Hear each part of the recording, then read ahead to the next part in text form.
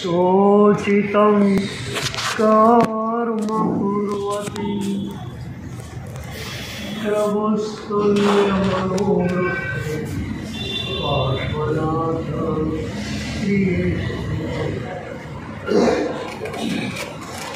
कृतापराधे जने कृपामन्थरतारयो ईषद्बाष्पाद्रयोर्भद्रो श्रीवीरवर्धिननेत्रयो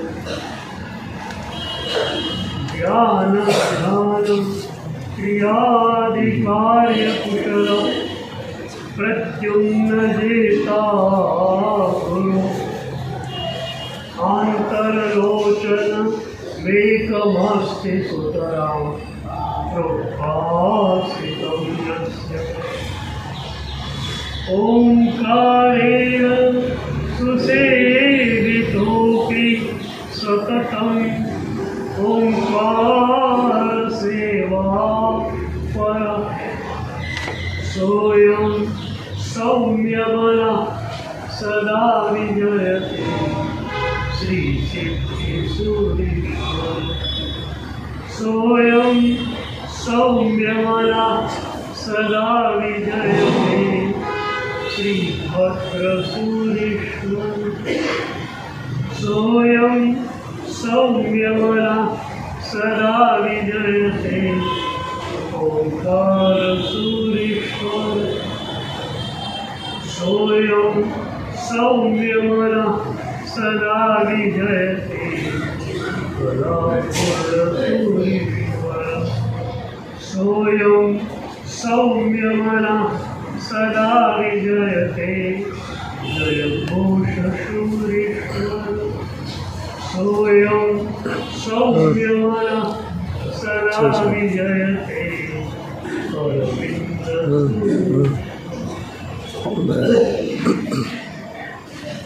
एक भक्त नारद ऋषि ने पूछे गुरुदेव भक्तिનું સ્વરૂપ મને બતાવો એ વ્યક્તિએ ભક્તિનો મહિમા સાંભળ્યો છે ભક્તિનો અનુભવ કર્યો નારદ ઋષિ એની સામે ભક્તિની મજાની અભિવ્યક્તિ આપે છે આમ જુઓ તો ભક્તિને જીવી શકાય એને અનુશ્વસિત કરી શકાય અનુપ્રાણિત કરી શકાય how can you say that devotion ભક્તિની વ્યાખ્યા સી રીતે થઈ શકે પણ નારદ ઋષિ ભક્તિની વ્યાખ્યા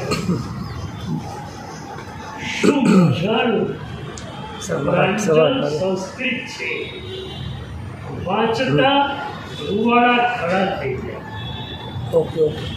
सा तस्मिन् परम प्रेम रूपा अमृत स्वरूपा नारद ऋषि પેલાને પૂછે છે કે તે નાનકડા બાળકને ક્યારેક ચાલ્યું છે તારા ઘરમાં ઊંડામાં રહેલા ફૂલને તે ક્યારેક ચાલ્યું છે પેલો કહે છે હા ચાહતનો પ્રેમનો મને અનુભવ એ વખતે નારદ ઋષિ કહે છે એ ચાહતને એ પ્રેમને સર્વોચ્ચ બિંદુ ઉપર લઈ જાઓ અને એ પ્રેમ પરમાત્મા પરનો હોય ભક્તિ થઈ પરમાત્મા પરનો પરમ પ્રેમ એ ભક્તિ જો કે બે અનુવાદમાં કહ્યું પરમાત્મા પ્રત્યેનો પરમ પ્રેમ નારદ ઋષિ તો કહે છે તેના પરનો પરમ નારદ ઋષિના વ્યાકરણમાં ત્રીજો પુરુષ એક વચન તે તે એટલે પ્રભુ. અને પછી પહેલો પુરુષ એક વચન હું, તે જ છે. પછી હું તેમાં ઓગળી જાય પત્તરનું વ્યાકરણ કરું. આજે આપણે આપણા હુંને તેમાં પ્રભુમાં ઓગાળવા માટેની આપણી પરંપરાની પ્રક્રિયાઓને જોઈ. બહુ પ્યારી 4 ભક્તિ આપણે ત્યાં આપવામાં આવી. શબ્દ પરમાત્માની ભક્તિ, રૂપ પરમાત્માની ભક્તિ, દેશ પરમાત્માની ભક્તિ અને અનુષ્ઠાન પરમાત્માની ભક્તિ. અત્યારે તમે બધા શબ્દ પરમાત્માના સાનિધ્યમાં બેઠા. એક બહુ મજાનો આયામ શબ્દ પરમાત્માના સાનિધ્યમાં જવાનો આપો. સમૂહ શરણમાં આપણે બધા જ જઈ આવેલા છીએ. યાદ આવે છે? આમ યાદ આવે છે? હું અને તમે આપણે બધા જ અતીતની યાત્રામાં કેટલી વાર પ્રભુના સમૂહ શરણમાં જઈ આવ્યા.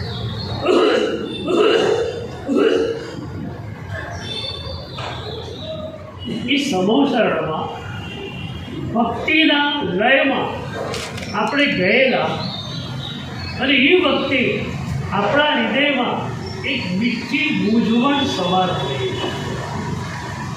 મૂંઝવણ એ હતી કે પ્રભુને જોવા કે પ્રભુને સાંભળવા. તમે તો કહેશો આમાં મૂંઝવણ શું છે? ઇન્દ્રિયોની ચેનલનો એક નિયમ છે. તમારે કોઈ પણ ઇન્દ્રિયોની ચેનલમાં ટિપ્પણી જવું હોય તો તમે એક સાથે એક જ ચેનલ ચાલુ રાખી. તો આપણી સામે પરમાત્માનું અપરૂપ રૂપ હતું. કેવું રૂપ?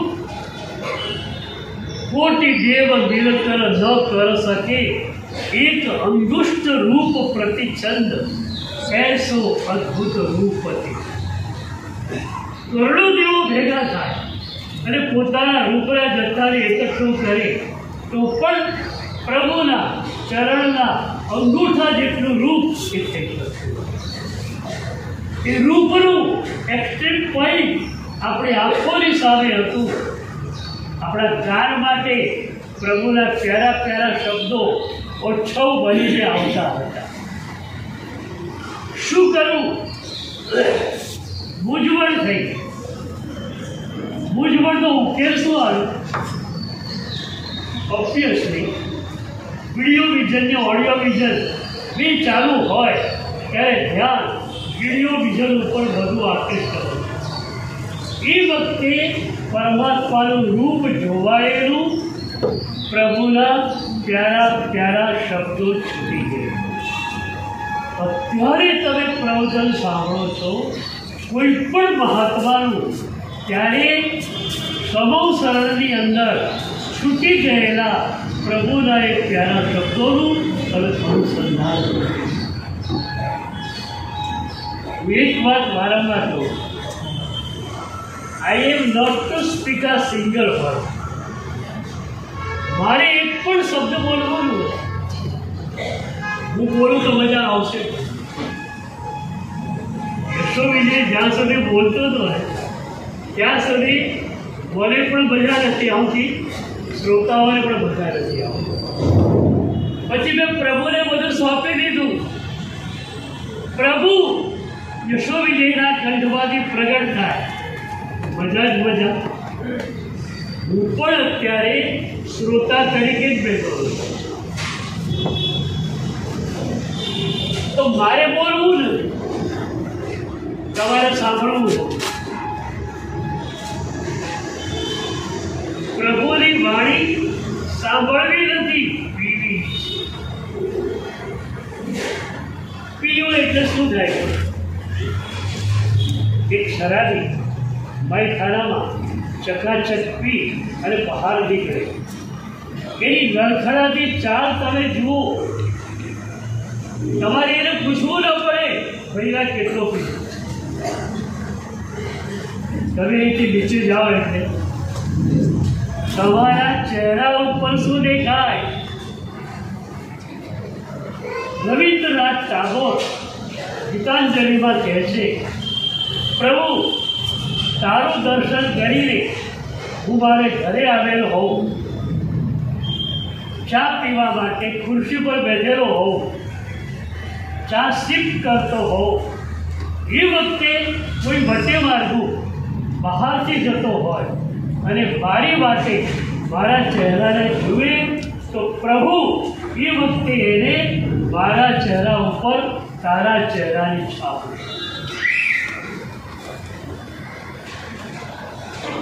ભાગ્યેશ્વરી મહારાજે એ જ વાત તમને કરી, અસ્તિત્વને પ્રભુમય બનાવો. એક વાત હું વારંવાર કહેતો હોઉં, there should be the totality.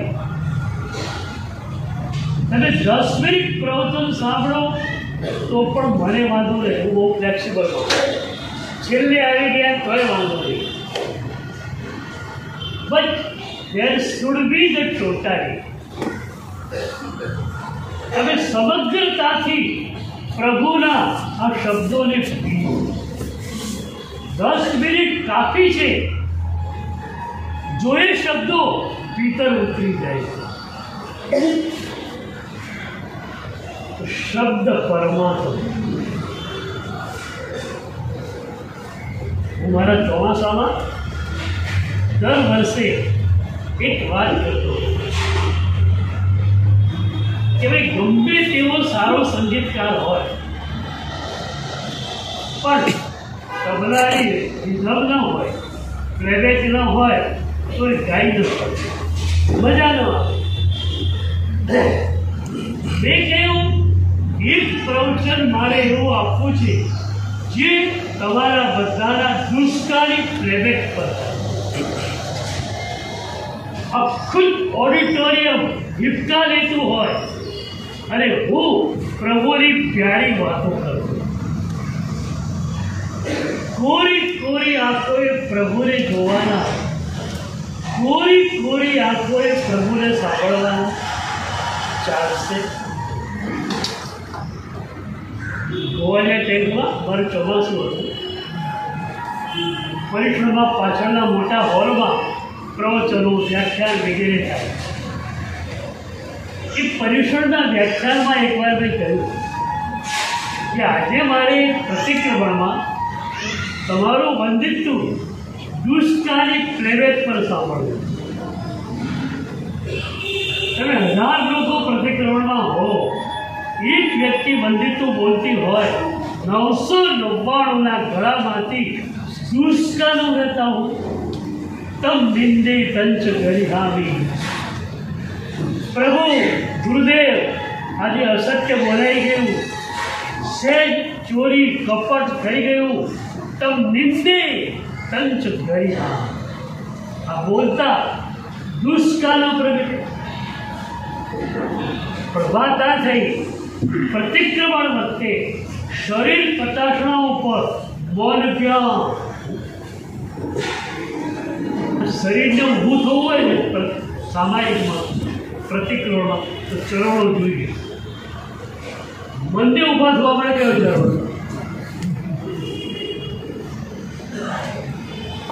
સામે ઘરે બેસી ગયા, ચરણો નથી. અગત્યનું કામ આવ્યું, સાહેબ પધાર્યા, ઊભા થવું છે, પણ ઊભા થવું છે રીતે ચરણો નથી.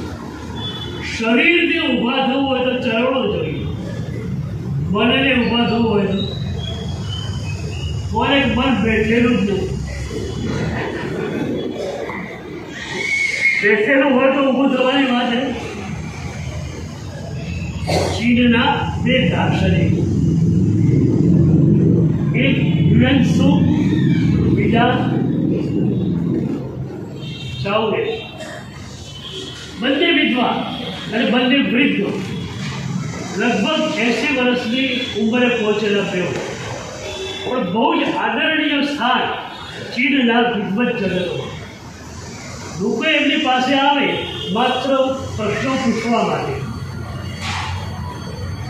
તો યુએનસિંહ જે હતા એમના પગ ચગડાઈ ગયેલા હતા એટલે ખુરશી ઉપર જ એમને બેસવું પડે.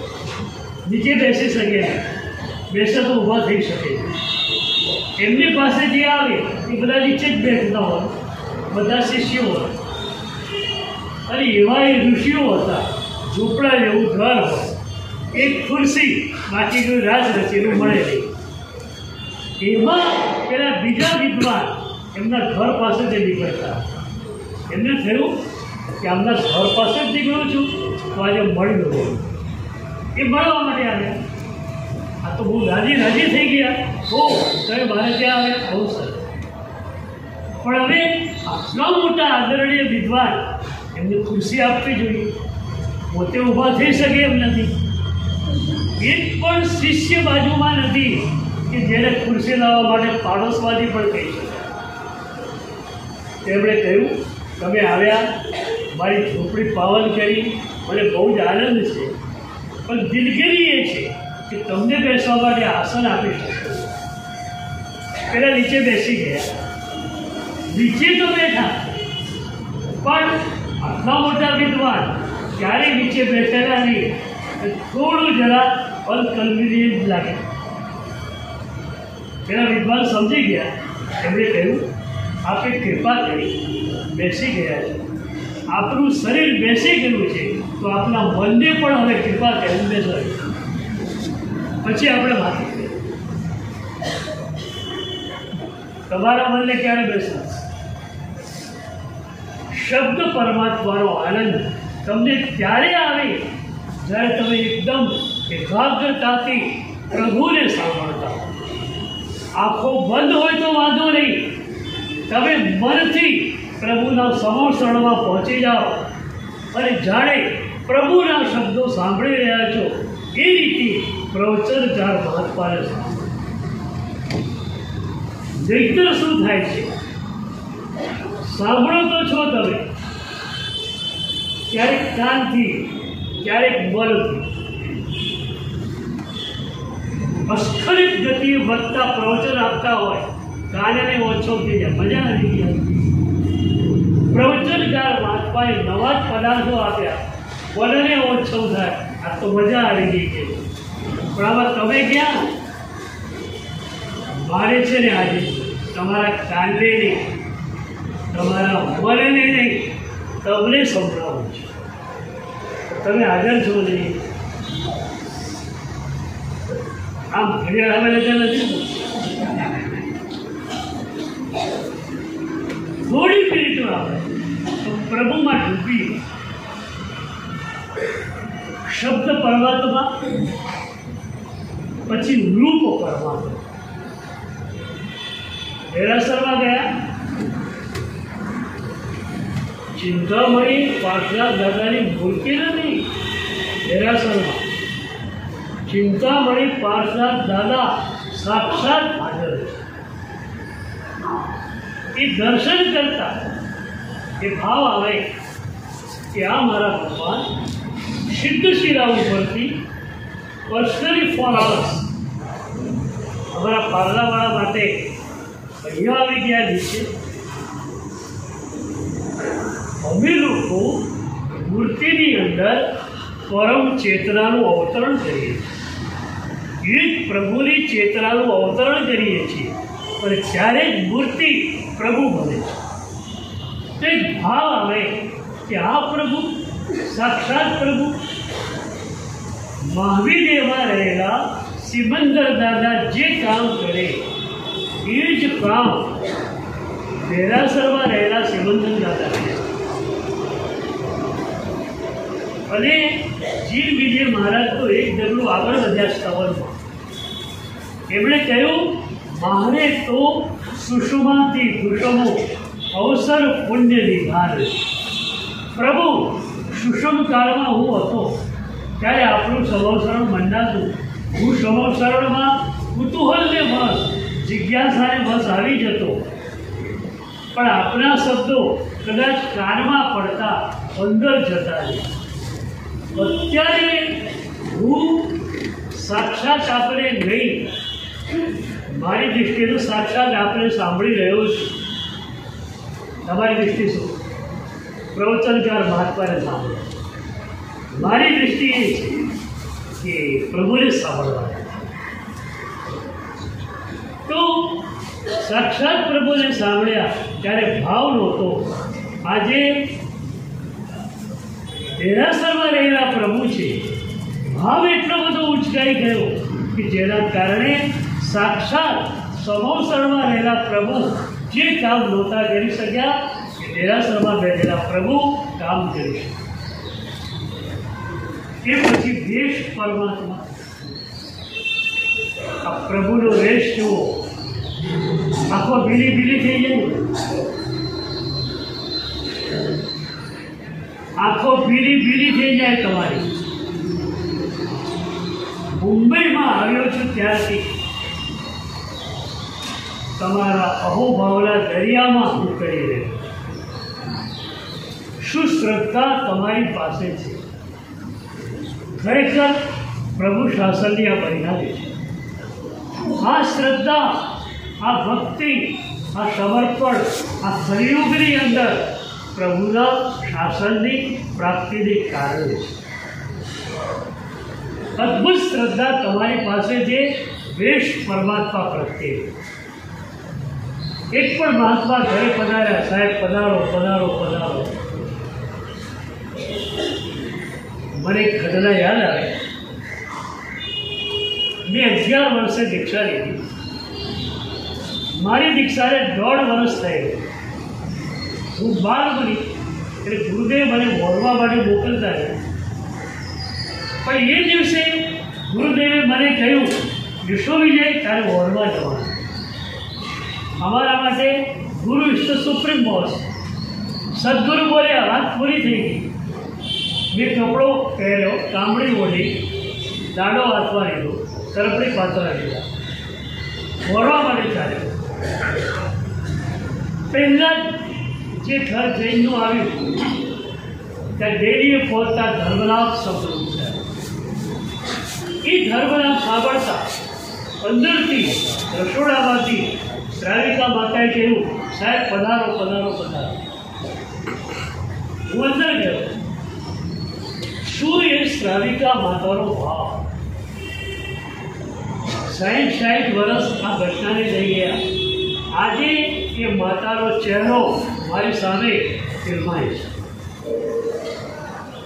એ માએ કહ્યું, સાહેબ આ લો. ચાની તપેલી ભરેલી હતી, પણ નૌકાસરો ટાઈમ લગભગ આવવાનો હતો એટલે ઘરના બધાને ચા પીવાની બાકી હતી. મેં કહ્યું, માત્ર અડધો કપ ચા લો.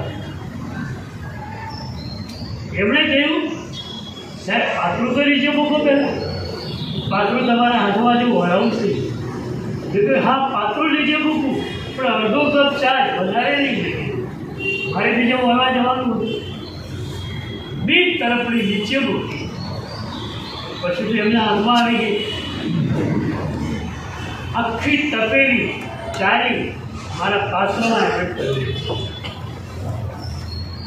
એ વખતે બે ઘટના એક સાથે બની. મારી તરફડી ચાથી છલકાઈ ગઈ, મારી આંખો આંસુથી છલકાઈ ગઈ. મારી આંખોના આંસુ પ્રભુને કહેતા હતા કે પ્રભુ તારી ચાદર જરૂર છે મારી પાસે, પણ તારા આજના પગ ઉપર કેટલું ચાલુ છે મને જ ખબર.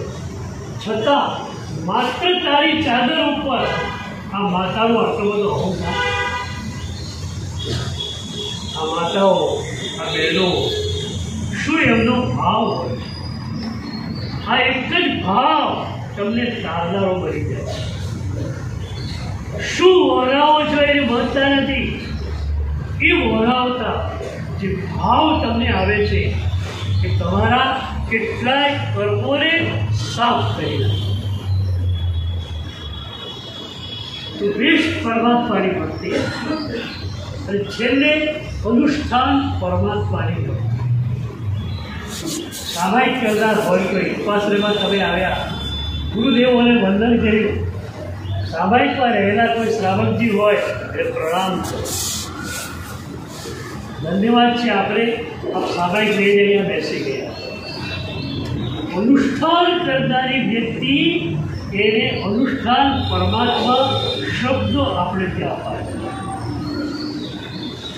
એક જરા યાદ આવે, મારી તરણમાં અમારું ચાતુર્માસ ગુરુદેવ અરવિંદ સોરી દાદાની દીક્ષા.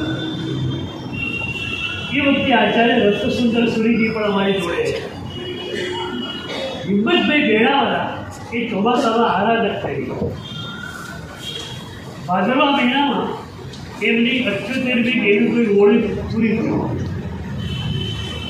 હોળી પૂરી થવામાં હતી પણ એમને થયું કે શક્તિ સારી છે, એટલા માટે પારણું કરું, નવી હોળી લઈ.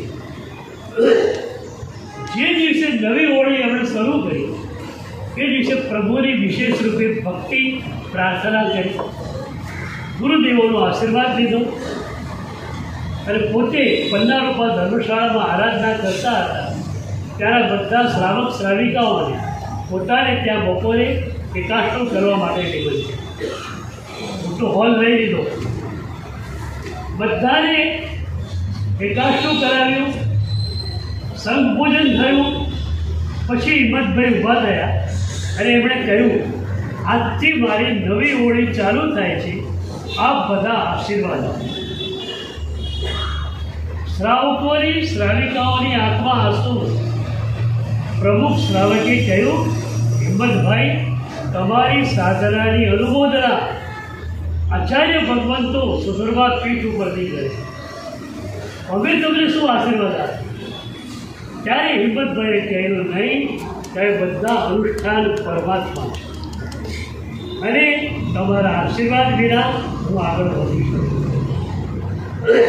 તો શબ્દ પરમાત્મા, રૂપ પરમાત્મા, વેશ પરમાત્મા અને અનુષ્ઠાન પરમાત્મા, આ 4 પરમાત્મા આપણને મળ્યા છે.